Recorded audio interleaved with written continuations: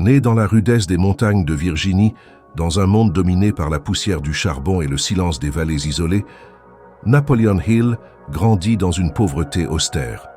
Il est un enfant sauvage, le regard rempli de questions, les poches vides, mais l'esprit bouillonnant. Bonjour et bienvenue sur Savoir Sagesse. Ici, nous explorons ensemble des connaissances diverses, des réflexions profondes et des idées inspirantes pour grandir et élargir nos horizons. Installez-vous immédiatement, ouvrez votre esprit et plongeons ensemble au cœur de la sagesse. C'est parti. Sa maison, une cabane en bois sans électricité, est aussi une forteresse d'imagination.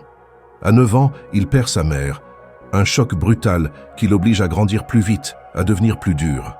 Son père se remarie, et bien que la nouvelle épouse lui offre un peu de stabilité, Napoléon reste en guerre avec un destin qui semble écrit d'avance. Il observe les puissants dans les journaux et dans ses lectures. Carnegie, Rockefeller, Edison, des titans qui ont bâti des empires. Il ne comprend pas encore comment ils y sont arrivés, mais il sent qu'une clé secrète existe quelque part. Chaque soir, dans sa tête, il se projette dans un monde meilleur, un monde façonné par la pensée, le courage et l'action. Des années plus tard, devenu un jeune journaliste à la plume vive, Hill est envoyé à Pittsburgh pour interviewer Andrew Carnegie, l'industriel le plus influent de l'époque. Ce dernier, vieux mais d'une vivacité mentale impressionnante, le teste. Pendant 3 jours d'entretien ininterrompus, Carnegie lui pose des questions plus profondes que celles de n'importe quel mentor. Es-tu prêt à consacrer ta vie à une mission invisible? L'industriel lui révèle son grand rêve. Construire une philosophie du succès, accessible aux plus humbles des hommes. Mais il pose une condition. Hill devra travailler sans argent, pendant 20 ans, avec pour seule richesse la promesse d'une vérité à partager. Cet instant devient l'origine du mythe, le moment où l'ordinaire bascule dans l'extraordinaire. L'euphorie retombe, le doute s'installe. Hill retourne dans sa chambre assis face à son journal. Il regarde ses finances, rien. Ses responsabilités, énormes. Son avenir, incertain. Le monde autour de lui le décourage. « Pourquoi toi ?» lui dit-on. « Tu n'es pas Carnegie, tu n'es pas Ford, tu es juste un gamin de la montagne avec des rêves de grandeur. » Les ténèbres de l'imposture l'enveloppent. Le silence devient son ennemi. Il pense tout abandonner. Mais une voix intérieure, faible mais tenace, lui murmure « Et si c'était vrai? Et si tu pouvais faire une différence ?» Carnegie ne l'abandonne pas. Il devient son mentor à distance, son guide invisible. Il lui ouvre les portes des plus grands noms du siècle. Il lui apprend les secrets du mastermind, du pouvoir de la pensée auto-suggérée, de la visualisation créatrice. Hill commence à voir la vie différemment, non comme une série d'obstacles, mais comme un terrain de jeu pour l'esprit. Il comprend que chaque pensée est une graine et que chaque croyance est un levier ou une prison. Carnegie lui transmet plus qu'une mission. Il lui transmet une philosophie éternelle. C'est le moment du saut dans l'inconnu. Hill quitte le journalisme, quitte les revenus sûrs et entre dans une nouvelle vie, celle d'un enquêteur de l'âme humaine. Il commence par rencontrer Henry Ford, qui lui parle de persistance, puis Thomas Edison, qui évoque le génie comme résultat de 1% d'inspiration et 99% de transpiration. Il pénètre dans les bureaux dorés, les usines fumantes, les maisons des puissants. Chacun lui livre une pièce du puzzle. Il découvre que le succès n'est pas un miracle, mais une mécanique psychologique, un système. Le monde n'est pas tendre avec les visionnaires. Hill est ruiné plusieurs fois, trahi par des partenaires, moqué par les sceptiques. Il fait face à la dépression économique, à l'éloignement familial, à des tentatives d'escroquerie. Mais il rencontre aussi des alliés précieux. Sa femme Annie Lou qui le soutient dans l'ombre, des entrepreneurs qui testent ses idées avec succès et des étudiants qui deviennent ses disciples. Il comprend que chaque épreuve est un rite de passage. Il note frénétiquement, travaille jour et nuit. Il devient obsédé par le sens. Il veut non seulement comprendre le succès, mais le codifier. À l'approche de ses 40 ans, Hill sent que le moment de tout consigner est venu. Mais la peur revient, plus forte. Et si c'était en vain? Et si personne ne voulait lire son œuvre? Il s'isole pendant des mois. Il médite, marche seul, relit ses 20 années de notes. Il fait face à lui-même. Il comprend que le véritable ennemi n'est ni la pauvreté, ni les critiques, ni même l'échec. C'est la peur, ce poison mental qui tue les rêves avant qu'ils ne naissent. C'est la Grande Dépression. Le monde s'effondre. L'espoir est un luxe. Hill, au bord du gouffre, vit une nuit de révélation. Dans un état presque de transe, il entend une voix, celle de son autre moi, une forme de conscience supérieure qui le guide, le rassure, lui parle comme un père cosmique. Cette expérience bouleverse tout. Il n'écrit plus seulement un livre, il transmet une mission divine. Ce moment mystique devient le cœur battant de son message. En 1937, après plus de 2 décennies de recherche, de souffrance et de révélation, Napoleon Hill publie Think and Grow Rich. Le monde est stupéfait. Le livre devient un phénomène. Ce n'est pas un guide de finance, c'est une boussole mentale, une carte de la pensée triomphante. Chaque chapitre est une clé. Des millions d'exemplaires sont vendus. Hill devient une légende vivante.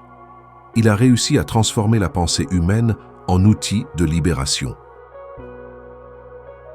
Devenu une figure publique, Hill parcourt les États-Unis, enseigne dans des écoles, parle à des présidents. Il revient parmi les hommes ordinaires, mais avec le feu sacré. Il leur dit « Toi aussi, tu peux réussir ». Ce n'est pas réservé aux élus. La formule est là, dans ta tête, dans ton cœur.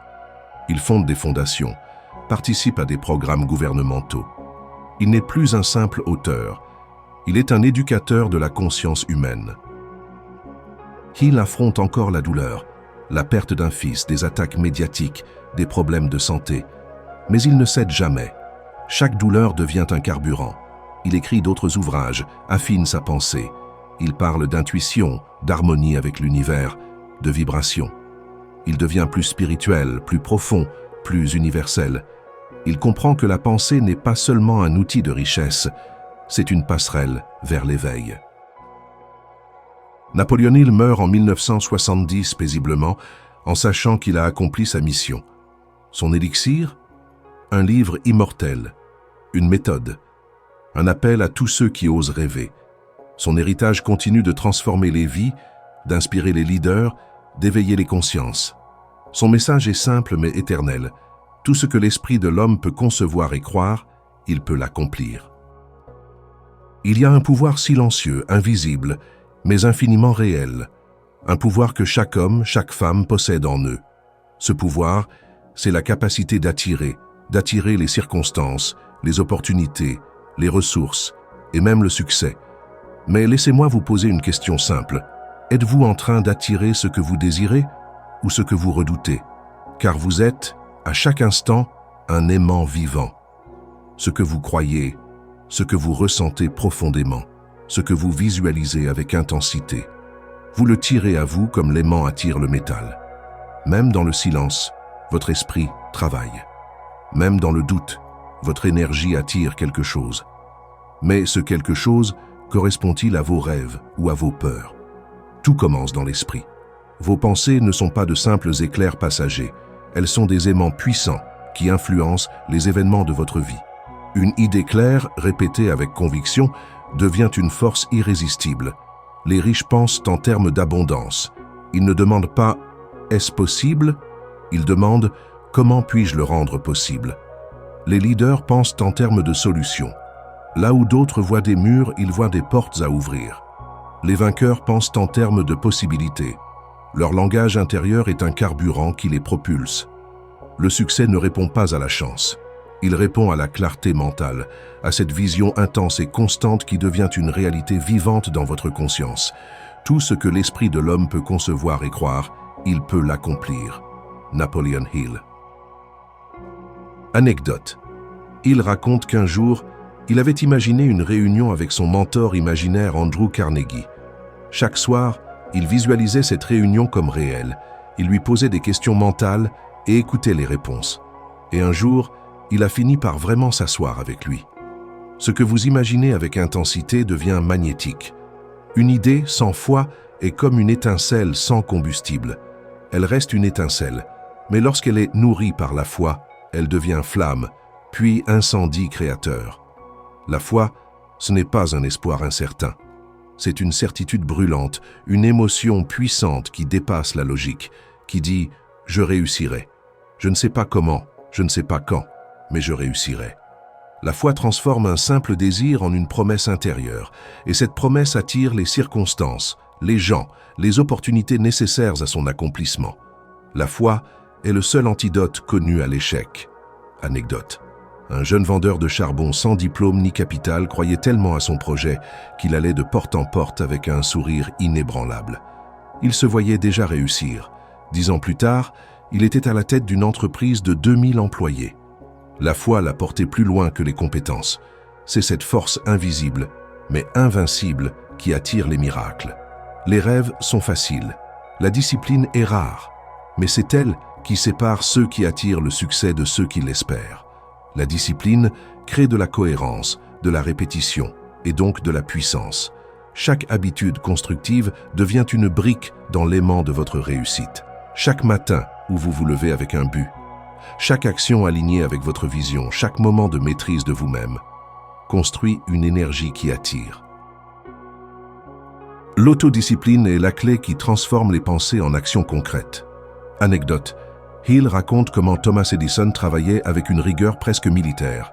Il testait des milliers de matériaux pour inventer l'ampoule. Il ne dormait parfois que quelques heures. Mais il ne manquait jamais un jour de travail. Cette discipline a fini par illuminer le monde. Il n'a pas attiré la réussite par hasard. Il est devenu un aimant par l'effort répété.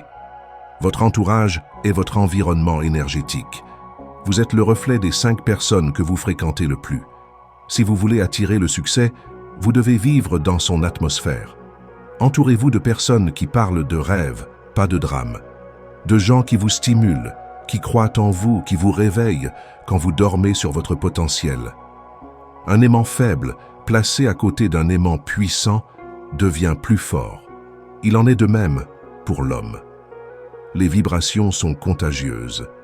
Cherchez la haute fréquence. Montre-moi ton entourage. Je te dirai ton avenir. Anecdote. Hill s'était entouré d'hommes brillants. Il disait qu'il était devenu meilleur simplement en les écoutant parler. Un homme moyen, entouré d'esprits supérieurs, devient supérieur par osmose. Et ce cercle magnétique attire toujours plus haut. Le succès ne vient pas à ceux qui hésitent. Il vient à ceux qui savent exactement ce qu'ils veulent, pourquoi ils le veulent, et qui avancent en ce sens chaque jour. Formulez votre vision avec des mots précis. Visualisez-la avec des images fortes. Répétez-la avec ferveur et incarnez-la avec constance. Soyez un centre d'intention clair, pas flou, pas dispersé, mais centré, aligné, focalisé. Le monde adore la clarté car elle envoie un message fort et ce message attire la réponse juste. Un but bien défini est le point de départ de toute réussite. Anecdote. Hill avait demandé à chaque millionnaire interviewé s'il avait une vision claire. Tous ont répondu « oui ». Aucun n'avait laissé le hasard dicter leur trajectoire. Leur intention était précise, constante, magnétique. Mes amis, vous n'avez pas besoin de courir après le succès. Vous devez devenir la personne que le succès recherche. Chaque pensée, chaque croyance, chaque action doit être un aimant vers cette version supérieure de vous-même. Et lorsque votre être tout entier vibre à la fréquence de vos rêves, le monde ne peut que répondre. Devenez un aimant à succès. Alignez vos pensées, votre foi, vos habitudes, vos relations et vos intentions. Et le monde ne pourra pas faire autrement que de vous répondre. Parce qu'à ce moment-là, ce n'est plus vous qui poursuivez le succès, c'est le succès qui vous poursuit.